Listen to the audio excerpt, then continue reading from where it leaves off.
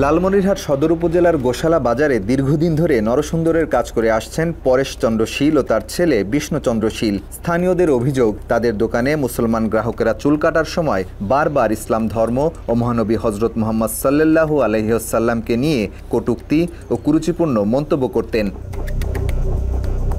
খোঁজ নিয়ে জানা গেছে ২০০০ সাল থেকে ২০২৫ সাল পর্যন্ত এই বাবা ছেলে মুসলমান সমাজের বিশ্বাস ও ধর্মীয় অনুভূতিতে আঘাত করে এমন অনেক মন্তব্য করেছেন। স্থানীয়রা বহুবার এমন আচরণ থেকে বিরত থাকতে বললেও এতে গুরুত্ব দেননি তারা। এই যে নবী রাসূল মুসলমানদের ইয়েতে কিভাবে একটা বিভ্রান্ত সৃষ্টি করা যায় বা আমরা যাতে ওখান থেকে বিরত থাকি, এই কথাগুলো তাদের কাছে প্রকাশ্য বলতো, হ্যাঁ, তাদেরকে সরাসরি বলতো। এগুলো জিনিস একটা ওয়াজ মাহফিল নিয়ে একটা কথা হয়েছিল, আমাদের এখানে হাফেজ দেওয়া হবে ওয়াজ মাহফিল। তারপর দেখলাম তো দাদা দুনিয়ার টাকা উঠাইলো, এগুলা শুধু এই যে টাকার ধান্দা। হ্যাঁ, এই মুসলমানরা আর কোনো কাম নাই, দুনিয়ার টাকার ধান্দা। যে 7-8 বছরের এক মেয়েকে বিয়ে করছে, ই করছে, উনি একটা বাজে একটা লোক, তারপর 8-9টা বিয়ে করছে, ঘটনা বুঝছেন। কিন্তু হ্যাঁ, উনি এইভাবে কথাবার্তা বলছে। সবশেষ 20 জুন শুক্রবার ওই দোকানে চুল কাটতে গেলে 19 বছর বয়সী নাজমুল ইসলামের সাথে আলাপকালে ইসলাম ধর্ম ও নবীকে নিয়ে আপত্তিকর মন্তব্য করেন পরেশচন্দ্র শীল। এ সময় মহানবীর বিয়ে এবং কাবাঘর সম্পর্কেও কুরুচিপূর্ণ এবং বিভ্রান্তিকর কথাও বলেন পরেশ। চুল কাটার মাঝপথে উনি আমাকে জিজ্ঞাসা করলেন, তোমাদের যে নবী তার নাম কি? আমি বললাম হযরত মুহাম্মদ সাল্লাল্লাহু আলাইহি ওয়াসাল্লাম। তারপরে উনি আমাকে জিজ্ঞাসা করলেন যে তার স্ত্রী ছিলেন কয়টা? আমি বললাম 11টা। তার পরবর্তী বললেন যে সবার যে ছোট ছিল জয়নাব না জানি কি জানি নাম, তার নাম জয়নাব না, তার নাম হলো হযরত আয়েশা রাদিয়াল্লাহু তাআলা আনহা।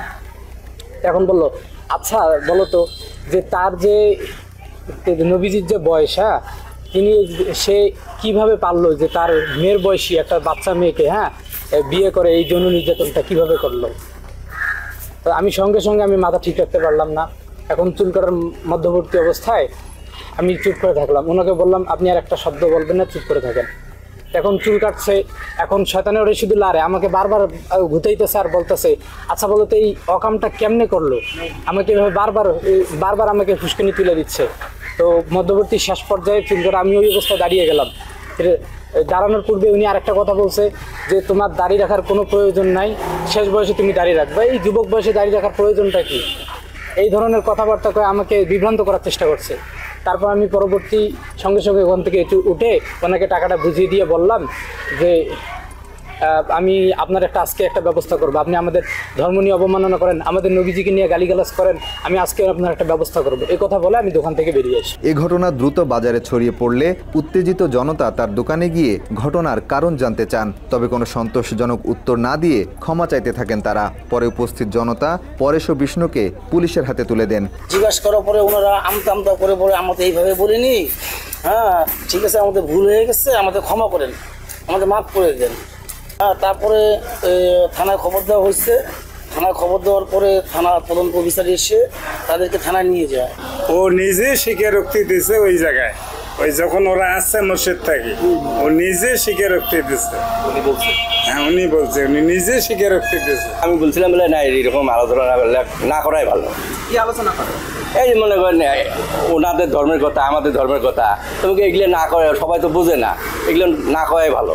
এরই মধ্যে আজিজুর রহমান নামের এক ব্যক্তি বাদী হয়ে লালমনিরহাট সদর থানায় ধর্ম অবমাননার মামলা দায়ের করেছেন। তিনি বাংলাদেশকে বলেন, মামলার পর থেকে তাকে এবং সাক্ষীদের বিভিন্ন নম্বর থেকে ফোন করে হুমকি দেওয়া হচ্ছে।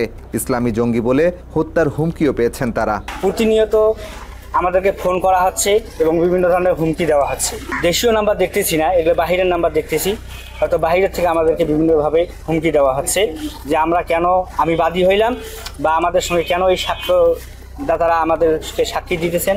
বাদী এবং 6 জন যে সাক্ষী আছে যাদের নাম্বার এজাহারের মধ্যে উল্লেখ করা হয়েছে, যেহেতু এজাহার ছড়িয়ে পড়েছে, এই নাম্বারগুলোতে দেশ বিদেশ বিভিন্ন জায়গা থেকে ভিন্ন বাংলাদেশি নাম্বার না, এ ধরনের নাম্বার থেকে ফোন কল আসছে এবং সেগুলো রিসিভ করলে কথা বলার কোনো সুযোগ নেই, প্রচণ্ড গালিগালাজ এবং হুমকি ধামকি, মেরে ফেলবে একদিনের মধ্যে। এই সেই আমাদের 6 জনকে প্রত্যেককে ফোন দেন এবং বিভিন্নভাবে আমাদের নবী, আমাদের ধর্ম, আমাদের কোরআন এবং আমাদের আম্মাজান আয়েশা রাদিয়াল্লাহু তাআলা আনহাকে নিয়ে অনেক কটাক্ষ করেন এবং আমাকে সহ আমার পরিবার সবাইকে নিয়ে খুব বাজে খারাপ মন্তব্য করেন। সেই সাথে আমাকে তারা হুমকি দেন 24 ঘন্টার মধ্যে উঠাই নিয়ে যাবেন। তার যে ছিল হোয়াটসঅ্যাপ নাম্বার ছিল বা ট্রু কলারে আমরা যেটা পাইছি এই ছেলের ছবি হলো এটা।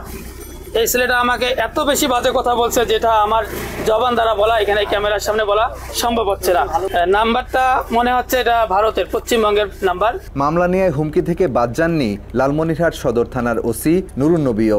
দেশি বিদেশি ফোন নম্বর এমনকি হোয়াটসঅ্যাপেও পেয়েছেন হুমকির বার্তা। অকথ্য ভাষায় করা হচ্ছে গালাগাল, ইসলামের নামে ভণ্ডামি না করতেও দেয়া হচ্ছে সতর্কতা।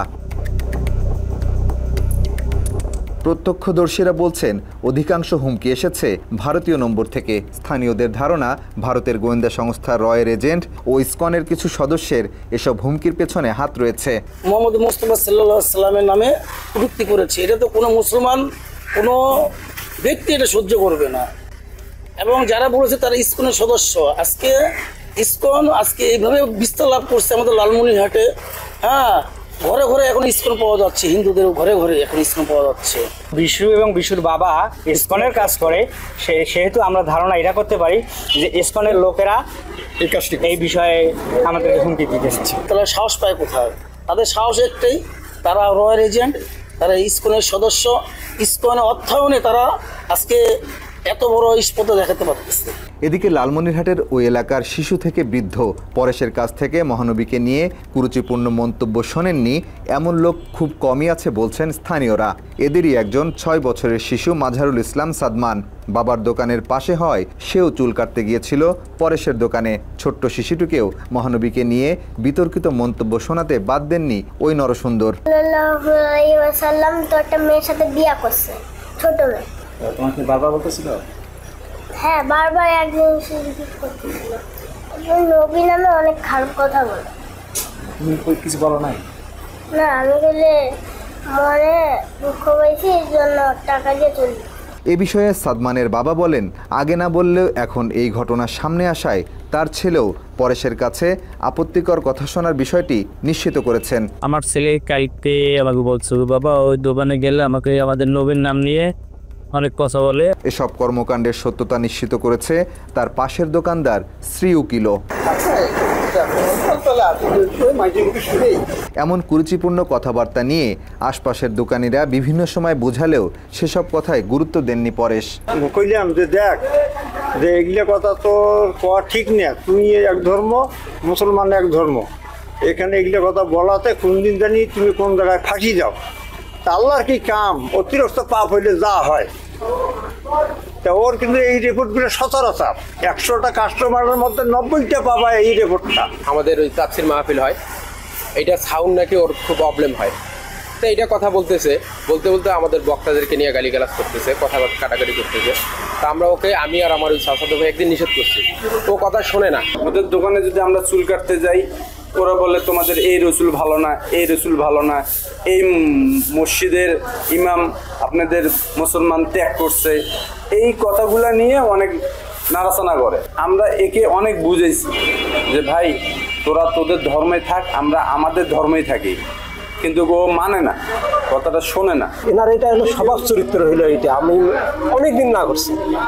হ্যাঁ, আমি বলছিলাম যে তুই তোর ধর্ম পালন কর। আমি একদিন ওনার খাবার একটা টিফিন কারি ছিল, এটা লাটছে, ওই জন্য উনি ভাত খাবে না।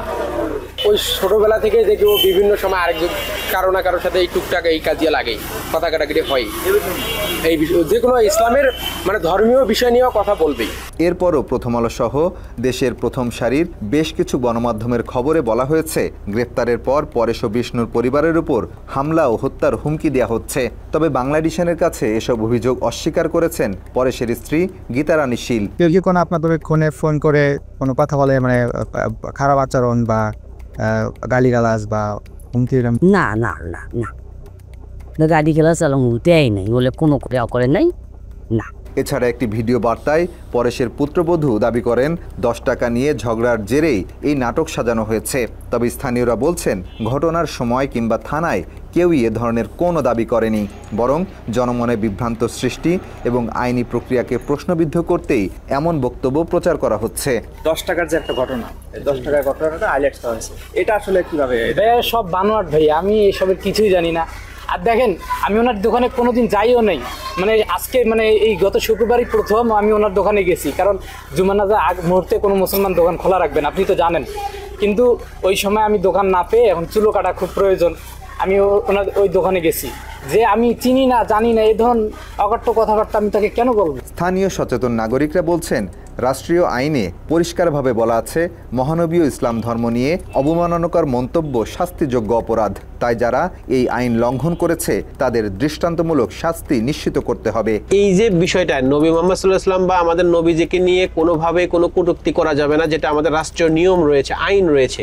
সেই আইন জানার পরেও বা আইনকে বৃদ্ধাঙ্গুলি দেখিয়ে যারা এই ধরনের কাজ করছেন তারা নিশ্চয়ই বাংলাদেশের একটা সদ্যনশীল একটা মহল, যে মহলটা দেশের মধ্যে অস্থিতিশীল পরিস্থিতি সৃষ্টি করার কাজ করছেন, এগুলোকে আরও ভালোভাবে আইডেন্টিফাই করে এবং এদের আরও কঠোর শাস্তি দেওয়া উচিত। এই পরিস্থিতিতে পরেশ ও তার ছেলে বিষ্ণুকে জামিন দিলে ভারতীয় র তাদেরকে হত্যা করে মুসলমানদের উপর দায় চাপানো সহ ধর্মীয় দাঙ্গা লাগাতে পারে বলেও আশঙ্কা করছেন স্থানীয়রা।